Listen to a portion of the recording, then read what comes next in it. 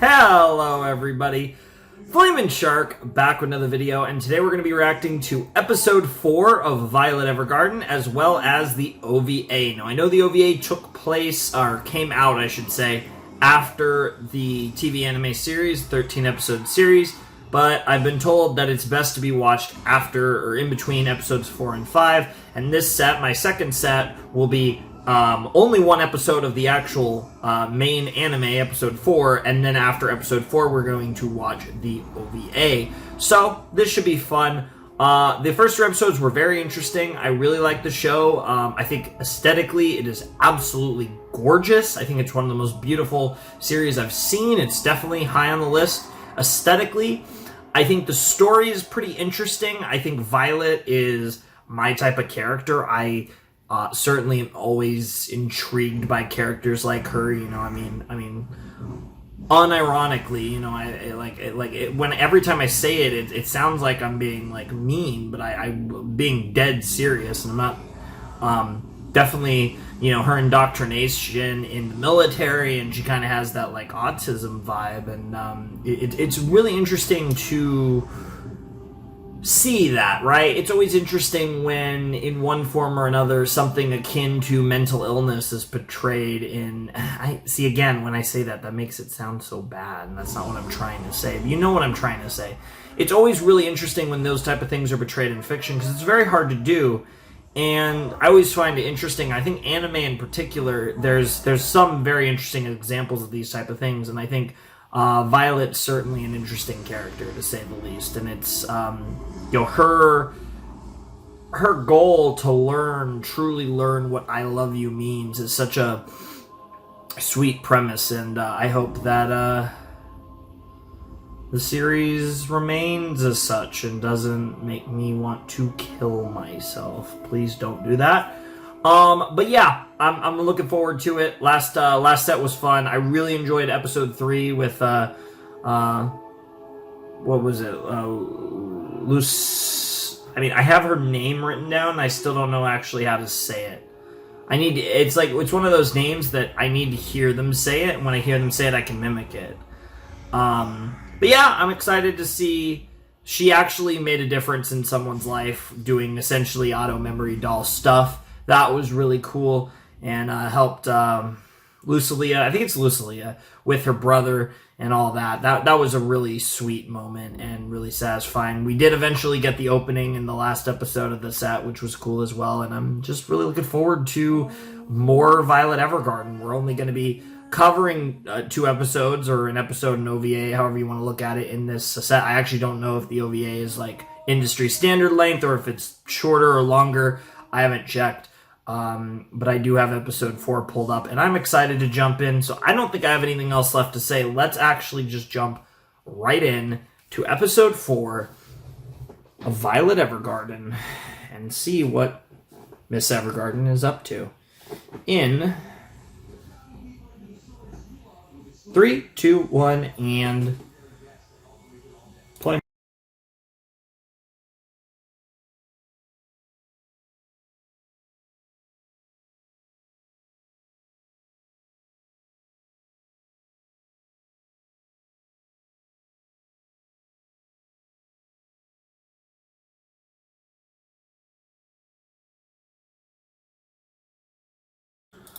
Okay, that was episode number 4 of Violet Evergarden.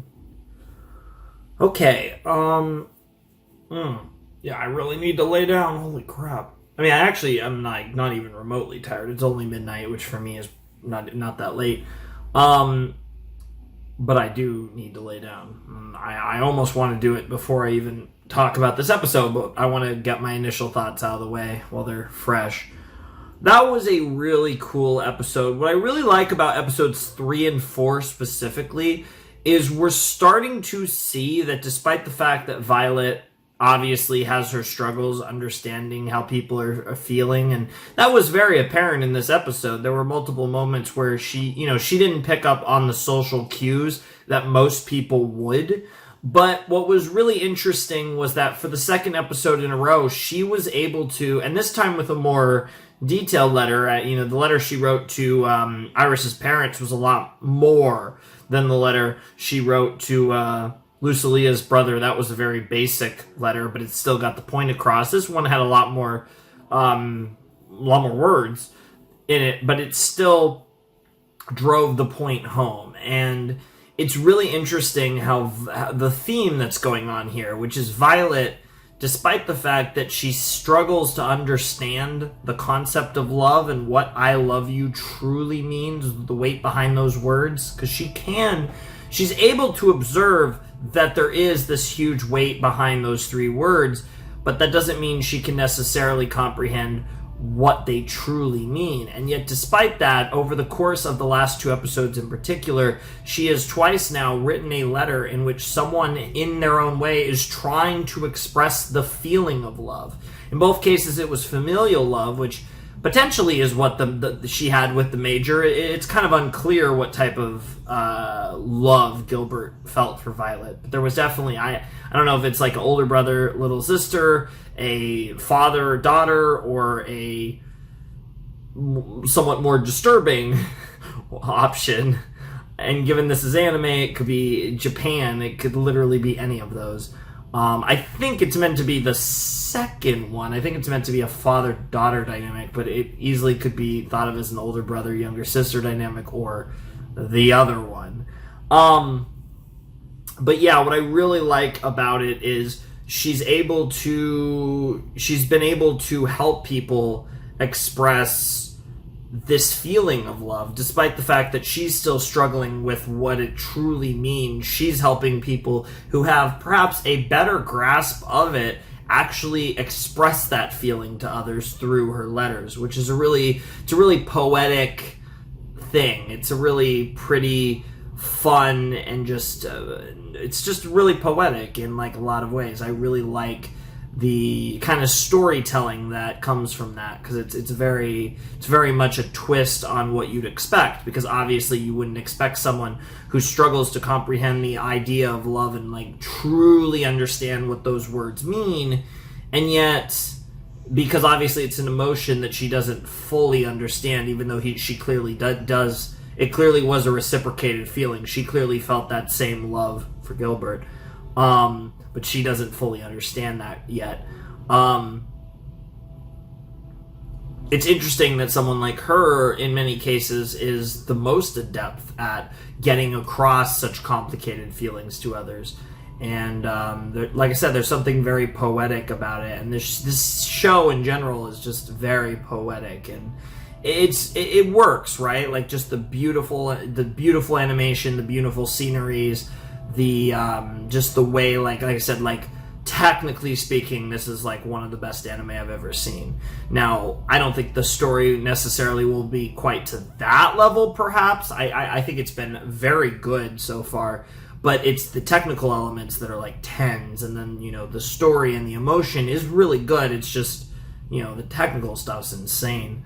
But yeah, I think it's really compelling to see this character who, exists as someone who doesn't, understand certain emotions the same way that normal people do, and is going on this journey to learn about love, and it's really beautiful. And I think this episode was another great step on that journey. And it was also bonding with Iris, which is really cool. I mean, we're already seeing her bond. We've seen her bond with Erica. Like I said, Lucilia. She's bonding with these different girls. I can't wait for her to bond with, Catalea and, whoever else gets introduced into the story, because we are still fairly early on in Violet Evergarden. We only have 4 episodes down, which means we still have 9 more main episodes. We have the OVA we're about to watch after I finish talking about episode 4, and we have some like movie-ish things.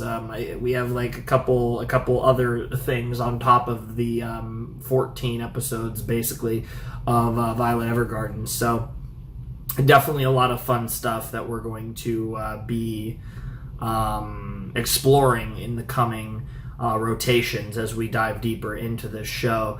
And I can't wait. I think it's going to be really fun. But for the time being, I think that's everything I have to say about episode 4 of Violet Evergarden. I thought that was a very good episode, and I'm curious to see what this OVA is about. It's going to be interesting to watch this OVA because obviously, clearly the point is that this OVA takes place between episodes 4 and 5 of Violet Evergarden. But it'll be interesting because this OVA was released after the series was over, or at least the 13 episodes were out. So I'll be curious if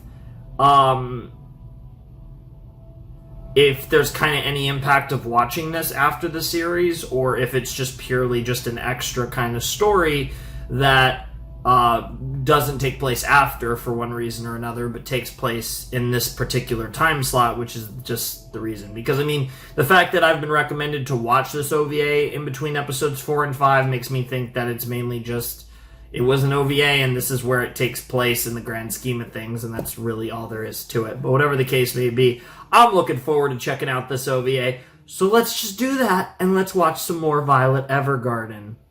Hey guys, I'm back. It's about 17 hours later, thereabouts, 6 o'clock, 16 hours, I don't know. I forget exactly when I finished episode 4, but it's the basically same day, next day, however you want to put it. But yeah, it's 6 in the evening, and I'm got some chili Colorado going. That's something different. That's something fun and pretty cool that got simmering for dinner later after I'm done recording. Well, actually, I'm probably going to record this OVA. This is only Violet I'm recording. I have 2 episodes of Amphibia, which isn't that much. I want to record the first episode of one of my upcoming Western series, either the Amphibia replacement or the Vox Machina replacement. And then I'm probably going to have dinner, watch some wrestling, and then I might even record, by this point, by the time this goes up, I might have even recorded the Madoka movie. That's possible. I'm probably going to, there's a good chance I'm going to record that within the next, either the day before this goes out, the day I'm recording this, or maybe the day this gets recorded. Very, very soon that movie's going to get recorded, which is hype. But, before the end of August, that movie will absolutely be recorded. But there's a good chance it's already been recorded by the time you guys see this. Now, I don't know how long it'll be between when I record it and when I get it up. But it'll be nice to actually finally start getting through the movies, the long list of movies related to various series, really just anime, that I keep saying I'm going to do, and actually get some of them done. I promised Madoka before the end of 2022, so I'm going to deliver on that. But we're here for Violet Evergarden OVA. It's a little weird. Normally, in the second episode of the set, I just jump right in. I already kind of gave my discussions in between at the end of the previous file, so I usually just jump right in. But, of course, this is a new day. It's a new session. Like I said, I loved episode 4. I thought it was great. I'm really enjoying the series. It's very solid. I don't know if this is the type of show that's going to have me ballin' by the end. I don't initially jumped in and I kind of felt that way. Now that we've actually seen more of it, I don't know if I feel that way anymore, but I am really enjoying the show. Very curious what this OVA is going to be about. I imagine in the context of watching it before the series is over, in the context of watching it where it chronologically takes place, it's just going to feel like episode 5, or I guess episode 4.5 would be the best way to put it.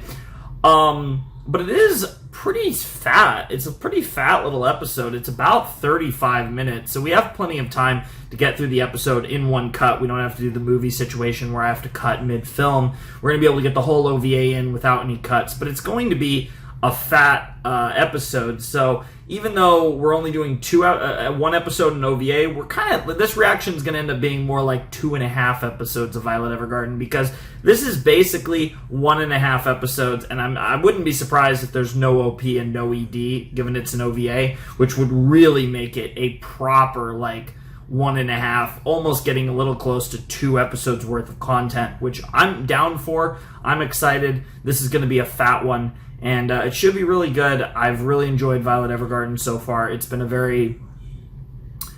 it feels like one of those shows that just you should watch. And I think that's the biggest compliment I can get. It feels like a show that I've needed to watch for a couple of years since it came out, and now I'm getting around to it and watching it. It feels like the type of show that everyone should watch, and I think everyone can appreciate it, and I think different people will, some people will think, oh, it's pretty good, and some people will love it.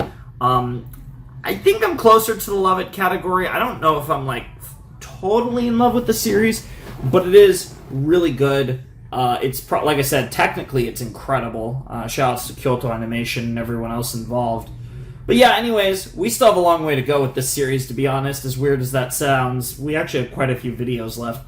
So let's just jump in. I kind of did like a little intro there. I'm sorry. I know that's kind of off, but this is kind of weird. I'm not used to watching an OVA at this stage. It's a weird thing. So let's just jump in and forget about the sauce. So let's just jump into episode. I'm just going to call it the OVA because I'm not going to refer to it as episode 14, which it kind of is, but the OVA for Violet Evergarden in 3, 2, 1, and play.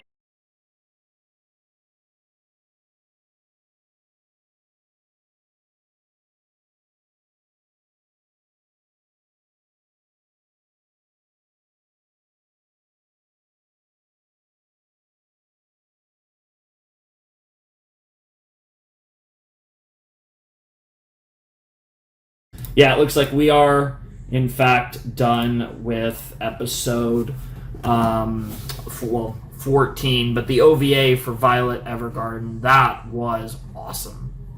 That was a beautiful story. That was a really compelling story. I think, like I said, potentially the best episode of the series so far. That was really, really good. That was really touching. I love the musical element to it. Kind of spiced it up. It wasn't just writing an ordinary song. I thought it was a really well. I thought it was just really well done. I thought the whole thing was just really beautiful. I really enjoyed the story that was told with Violet and Irma and Aldo, all of them. And it's a really there's recurring themes going on here, right? Like this show is questioning, ironically, it's questioning the importance and the meaning of love, and it's bringing to light the cruelty and horrors of war. And those two have an interesting marriage in Violet Evergarden that really, I think, emphasizes the importance of love and the importance of peace, right? Very, very, very good messages, right? I mean, two of the most important things we can have on this world are, love and peace. Memes aside about being hippies, right? I mean, they kind of had the right idea. Says the guy with the fucking long ass hair. It's like, looks like a fucking hippie. Jesus Christ. But no, seriously, it's real shit. And I really appreciate the way that this series touches subject matters that aren't always the easiest to touch, and does it really in a really classy way. Like I feel like the actual Violet Evergarden character to me feels like a really classy portrayal of something that could really easily get uncomfortable to watch, and yet she comes off incredibly endearing and lovable and great, but in a way where you still understand that she isn't an ordinary person in many ways. And I think the way that they handle the whole the love and war element of this show similarly has that really just right. They hit the right notes. They don't necessarily, I think, go too far in any particular direction with certain things, and it's just everything just feels good and natural and feels believable, and it just all works, right? Because the thing is with this series is really everything. I guess love is a very complicated emotion, a very complicated phenomenon, but it is universal. War is obviously a complicated, horrible existence, but it's universal to some degree. Everyone knows war, even if you might not truly know war as well as you might think, because if you've not had firsthand experience in one form or another, you never can truly know it. But its horrors are second to none, and it's like I said, the harmony and the fusion of those two ideas is really potent in Violet Evergarden. It's something I really love about this show, and I really think that Violet is the perfect embodiment of that marriage. Her basically being, the war dog, and, without emotion, and now in a time of peace, trying to find herself, trying to learn truly what I love you means, and in the process of that, find herself and find a reason to be something in this world, and all of that. It's just a beautiful amalgamation of gooey goodness, and I really like it. I'm a bit of a sucker for these types of things. You guys know I'm into a lot of different things. I think I'm pretty close to a genreless person. I can find enjoyment and entertainment out of something that comes out of almost any genre. And I think this is the type of genre. This is this type of series. Again, I would say like the closest thing I've probably reacted to kind of fits into this is like the Your Lie in April type show. Just a series that's like made to make you feel feels, and they always look amazing, and there's a lot of just I think a lot of like interesting questioning about different ideas or different feelings, and there's always, the biggest emphasis is always on love in these type of shows. That's kind of where the gay factor comes in, and the type of shows that probably are more, even though I think, again, a lot of these shows are great, and I'm sure many of my guys can agree to that, but definitely shows that feel more targeted towards girls. I feel like a Violet Evergarden would be in that classification in the same way that a Your Lie in April was.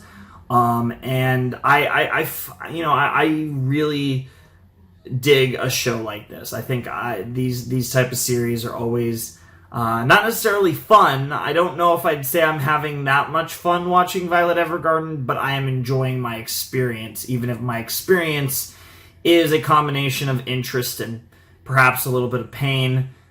It hasn't been too bad so far, but I'm still a bit concerned. The fact that there's like a movie, or I guess movies, after the fact actually makes me feel better. It is a little scary when the OVA takes place in the middle of the series and not after. That's a little concerning, but whatever the case may be, I'm very interested to see where this journey will continue. Like I said, the sets for this series are rather small. We are kind of on a slow grind through this show, so we still do have quite a bit of Violet Evergarden left. We have, it really just depends, because I have like a variation on what I can do for one particular video or two, but we have at a minimum, I think there's going to be, there should at minimum be at least 5, if not, like 6 more videos. There's still going to be like a lot of Violet Evergarden left, so we're going to be able to kind of explore this and dissect this at a rather slow pace. Now, of course, generally speaking, it shouldn't be too slow of a pace, because I'm hoping that we're going to be, consistently getting through content just generally on the channel. So the videos will be more rapid, but there are quite a few sets, more than probably would be normal for a series of this length. But of course, there is also like extra content after we finish the TV series. Of course, we actually reacted to some of the extra content today with the OVA, but we have, even longer videos, movie content. So, that'll come eventually. But, I really enjoyed this episode of Violet Evergarden. Thought it was a really good time. And again, I say that, like, not in the sense of, like, necessarily, like, woo, I had fun, but in the sense of, like, that was an enjoyable experience, I guess, it would be the best way to put it. I don't even know if that's describing it accurately, but you guys know what I'm trying to say, which is most important. But, that was a fun video. I hope you guys enjoyed my reactions to episode 4. and the OVA, which obviously were recorded, like I said, about 16, 17 hours apart from each other. But whatever the case may be, I had a lot of fun, and yeah, that's pretty much all I have to say. So if you guys want to support my Patreon, it's down below in the description. My Discord server is as well if you want to hang out there. Ladies and gentlemen, boys and girls, without any further ado, it is time for me to bid you adieu. Flamin' Shark signing out. Hope you guys have a wonderful, fantastical day, and I'll see you next time with another video. Thanks for watching. Peace.